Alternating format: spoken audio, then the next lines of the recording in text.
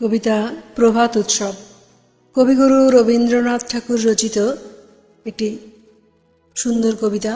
শুভ পয়লা বৈশাখের। হৃদয় আজি মোর কেমনে গেল খুলি, জগৎ আসি সেথা করিছে কোলাকুলি। প্রভাত হলো যেই কি জানি হলো একই, আকাশ পারে চাই কি জানি কারে দেখি।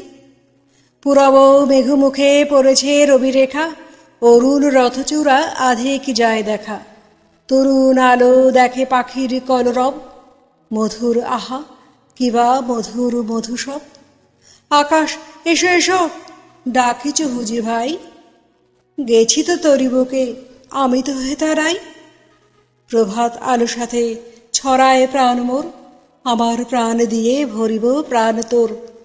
ওঠো হে ওঠো রবি আমারে তুলে দাও, অরুণ তরি তব পুরবে ছেড়ে দাও। আকাশ পারাপার বুঝি হে পার হবে, আমারে লও তবে আমারে লও তবে। নমস্কার।